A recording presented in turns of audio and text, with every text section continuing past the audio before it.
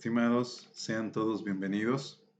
Este momento vamos a estudiar cómo se comporta una función con estructura racional cuando se acerca a un punto específico. Como podremos notar, tanto la función numerador como la función denominador en este caso está integrada por suma de funciones trigonométricas, concretamente la función trigonométrica seno. Para ello, pues vamos a plantear unas primeras ideas previas para recordar algunas cosas, tanto de la función seno como de la función coseno, ambas periódicas y continuas en todo punto de su dominio, considerando pues que el dominio de estas dos funciones pues prácticamente es el conjunto de los números reales. Comenzamos con estas características puntuales de este par de funciones reales trascendentes de variable real. Sabemos que la función seno y coseno tienen por dominio el conjunto de los números reales, que significa que es tanto la función seno como la función coseno son continuas en todo punto del dominio. Además, ambas funciones, como podemos ver, oscilan entre un valor inferior llamado -1 y un valor superior llamado 1, lo que significa que el recorrido de ambas funciones está dado por ese intervalo cerrado, es decir, las dos funciones están acotadas tanto inferiormente como superiormente por esas dos rectas llamadas y igual a -1 como y igual a 1. Ahora, recordemos que la función que vamos a intentar analizar tiene una estructura racional.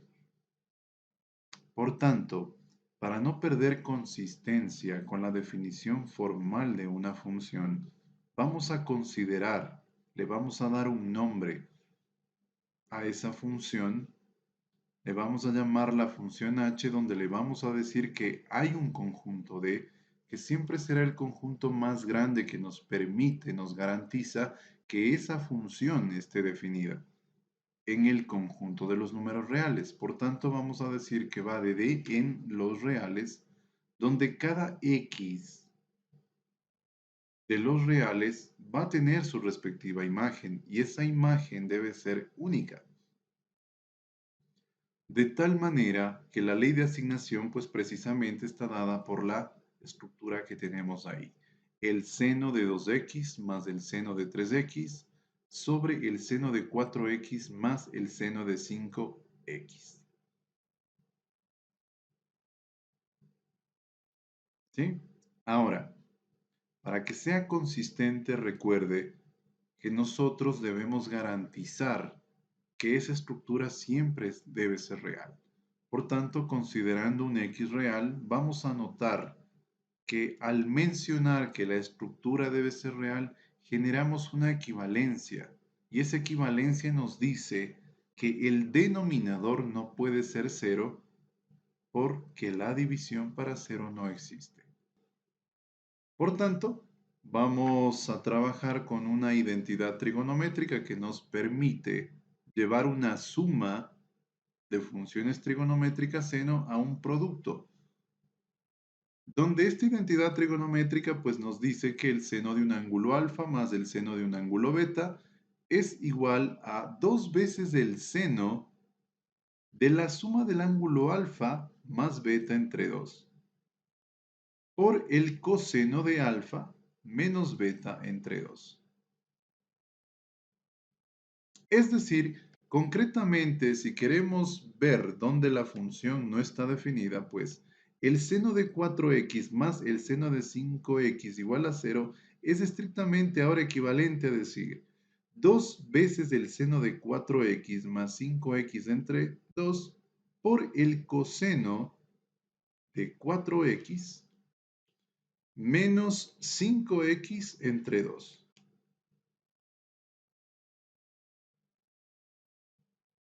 Esto sería estrictamente equivalente a 2 veces el seno de 9x entre 2 por el coseno de menos x entre 2. Como la función coseno es una función par, pues prácticamente tendríamos que 2 veces el seno de 9x entre 2 por el coseno de x entre 2. Recordemos que cada una de estas estructuras deben ser iguales a 0. Por axiomas entonces de cuerpo, dentro del conjunto de los números reales, tenemos lo siguiente, que 2 veces el seno de 9x entre 2 es igual a 0 o el coseno de x entre 2 es igual a 0. Con esto, pues prácticamente x será igual a 2pi por k entre 9 o x será igual a 2pi k más pi, donde prácticamente k tiene que ser un número entero. Y podríamos tener ya una idea de quién es el dominio de esta función. Ahora, ¿cómo hemos obtenido esos valores? Pues prácticamente recordemos que nosotros estamos resolviendo una ecuación trigonométrica, por ejemplo, 2 veces el seno de 9x entre 2, que es el argumento, ¿sí? El 2 multiplica por su inverso multiplicativo, pues prácticamente me quedaría que el seno de 9x entre 2 es 0. Recordemos que la función seno se hacía 0, pues cada pi, ¿sí? Entonces nosotros tendríamos que 9x entre 2 prácticamente sería cada k pi. ¿De dónde? X sería igual a 2 veces k pi entre 9. Donde k, reitero, es un número entero. Que el coseno de pi entre 2 es igual a 0, pues recordemos que la función coseno se hacía 0 en pi medios, después estaba en 3 pi medios, es decir, al pi medios le hemos sumado 2 pi medios, entonces pues prácticamente x entre 2 será pi medios más 2 pi medios de k. Mismo denominador, distinto de 0, x sería entonces pi más 2 pi por k. Insistimos, k tiene que ser un número entero. Por tanto, el dominio de esta función pues sería todo número real a excepción de estos numeritos concretos. Están ahí, son varios. El dominio de H estaría dado entonces por todo número real a excepción de 2 k pi entre 9, pi más 2 pi por k con k número entero. Y con eso pues estaríamos garantizando cuál es el conjunto más grande donde la función está definida. Bueno, con esta referencia, ahora como lo hemos escrito acá, vamos a analizar el comportamiento de la función cuando se acerca lateralmente al cero. Tomemos en cuenta que k es un número entero. Sabemos quién es el conjunto de los números enteros. Generamos un x igual a 0, es decir, la función no está definida en 0. Pero podemos observar que si nos acercamos al 0 lateralmente, es decir, por izquierda y como por derecha, pues prácticamente vemos que sí existe una convergencia a un mismo valor, es decir, el límite sí existe.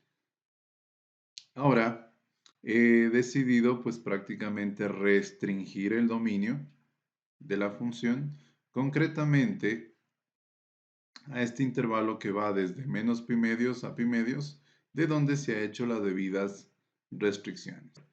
Por tanto, como ya tenemos la idea de dónde esta función está definida, vamos a analizar de forma independiente los límites, tanto de la función numerador como de la función denominador, aplicando las propiedades. Vamos directamente al límite del numerador, pues como podemos ver, en el numerador la función seno, al ser una función continua en todo número real, pues no recibe restricción, por tanto, el límite puede encontrarse como la suma de los límites.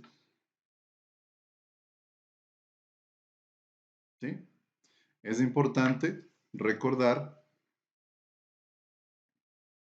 que estamos aplicando nosotros aquí, pues simplemente hacer mención a que el límite cuando x tiende a de la función seno de x es el seno de a, porque la función es continua en todo punto de su dominio. Es decir, estamos prácticamente evaluando la función seno y sabemos que el seno de 0 pues es 0 y hemos conseguido en el numerador que esa función al acercarse al 0 tiende a 0. De forma recíproca en el denominador, pues al tener una suma de senos, donde el seno sabemos que al ser una función estrictamente continua en todo punto de su dominio, pues simplemente tenemos que evaluar y también generamos un cero, es decir, nos encontramos ante una forma indeterminada 0 sobre 0. Y ahora nuestro trabajo es levantar esa indeterminación.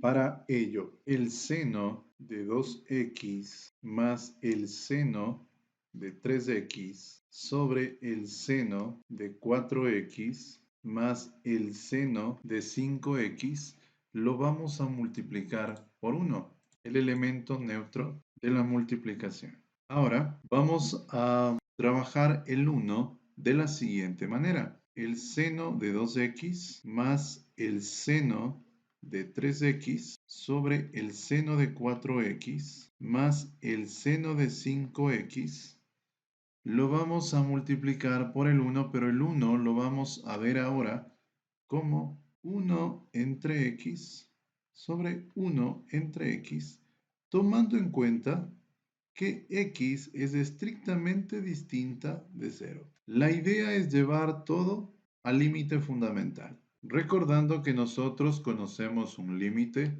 que es fundamental, ese límite fundamental que dice el límite cuando el ángulo θ tiende a 0 de la función seno de θ sobre θ es igual a 1. Es el límite fundamental y es al cual vamos a direccionar. Lo podemos escribir ahora de esta manera, seno de 2x entre x más el seno de 3x entre x sobre el seno de 4x entre x más el seno de 5x entre x. Ahora, haciendo una multiplicación con el elemento neutro, a cada parte, a cada sumando tanto en el numerador como en el denominador, podríamos generar lo siguiente. Seno de 2x entre x, pero a ese 1 lo vamos a multiplicar como 2 sobre 2, más el seno de 3x entre x por 3 sobre 3. Abajo de la misma forma podríamos hacer que el seno de 4 x sobre x se multiplique a 4 entre 4, más el seno de 5x sobre x se multiplique a 5 entre 5. De tal manera que, ¿qué hemos ganado con esto que acabamos de hacer? Podríamos evidenciar ya la presencia del límite fundamental. Podemos escribir esto ahora como 2 veces el seno de 2x sobre 2x más 3 veces el seno de 3x sobre 3x sobre 4 veces el seno de 4x entre 4x y finalmente más 5 veces el seno de 5x sobre 5x. Con esto garantizamos que la indeterminación se levanta. Por tanto, como hemos escrito acá, el límite originalmente, pues ahora puede reescribirse como el límite de esta expresión que hemos encontrado. ¿Sí? Tenemos la garantía de que la indeterminación ya no está más presente, por tanto, podemos aplicar la propiedad de un cociente en los límites, es decir, el límite del numerador, para el límite del denominador.